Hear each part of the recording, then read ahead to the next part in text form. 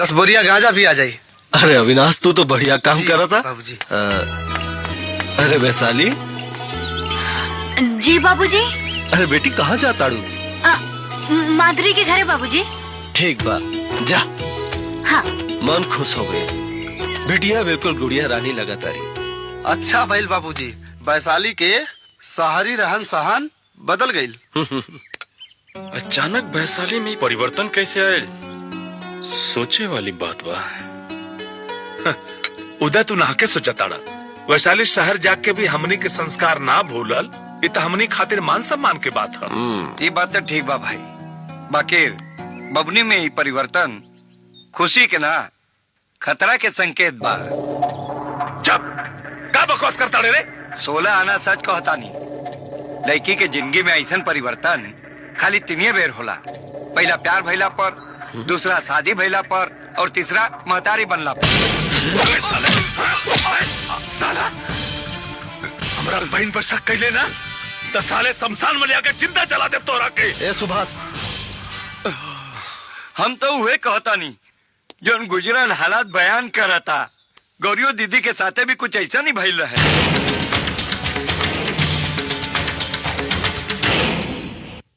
नीमन से सेवा करो तो मेवा मिली, बुझाइल? ना ना, बहुते अच्छा से सेवा करेले। तू क्या हो बेटी? हम तरह के ना पहचानी। हम राउर होके वाला छुटकी पतो वैशाली हैं। पर देवर जी तो तेरा बारे में कबो कुछ नहीं बतौले।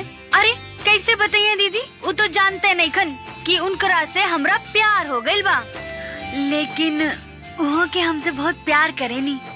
जाना तानी अम्मा जी, आजकल के जमाना ना बहुते खराब बा। अरे लइका लइकी प्यार तक कर लेता रे सन, लेकिन उनकर घर वाले इनकार कर देता रे। यही खातिर, बस यही खातिर हम पक्का करे आगल बानी कि रउआ लोगन के हम पसंद बानी कि ना। अरे तारा नियर सुंदर दुल्हन हमरा कहाँ मिली? तू बहुत सुंदर बड़ू। खुश रहा।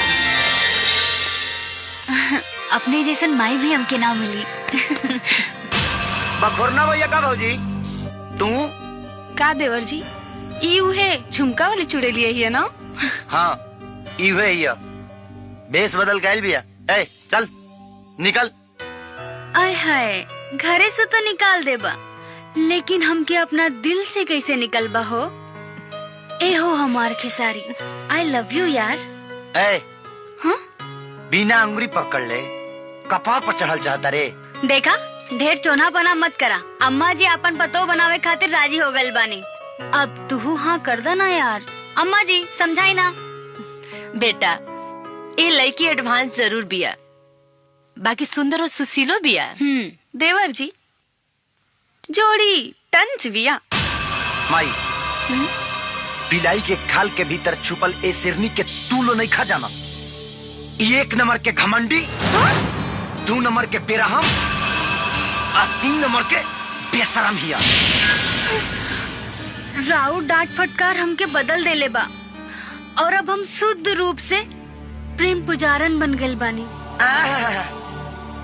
पुजारन बन गई। अरे भाई, ये बहुत संस्कारी लड़की भी है, तहार हमेशा ख्याल रखी। भैया, ए नौटंकी बाज के तू नहीं खा जाना। ये अंगार यादव के बेटी ही है। अम्मा जी, हम अगर अंगार यादव की बेटी हैं, तो इनमें हमार कौन दोस्त बा? तनी बताई ता। आ लोग हमार बाबूजी के धन दौलत से जरेला, तो इनमें उनकर कौन दोस्त बा? सब गलती तो हमार बा। चल निकल यहाँ से, आ फिर कबो दोबारा हमारे घर के तरफ आंख उठा के मत देखी। ठीक बा, हम चल जाए भेजा से, लेकिन एक बार रउआ कह दी कि हमरा से प्यार करेनी। नफरत कर लिए तोरा से और तोरा खानदान से। लागत है हमार मौत ही हमार मोहब्बत की सच्चाई साबित करी। तो झूठा ही नहीं है, टाइम पास करता रही। चल जो निकल, आजा के कहीं इनार पोखरा में डूब मत। ठीक बा, राउर अगर यह ख्वाहिश बाना, तब मोहब्बत की कसम हम राउर ये ख्वाहिश जरूर पूरा करे। जो हमारे सर मत खो।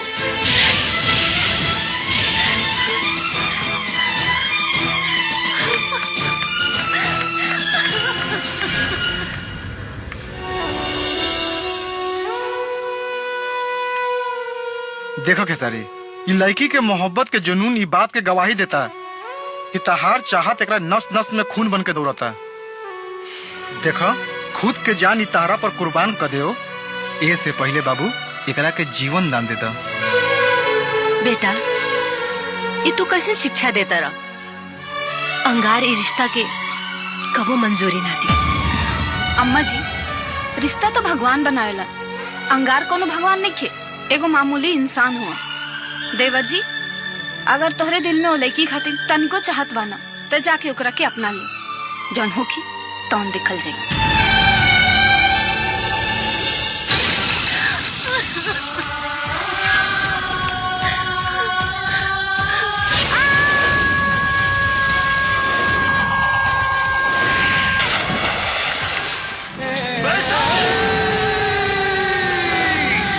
वैशाली, आँख खोला वैशाली, वैशाली।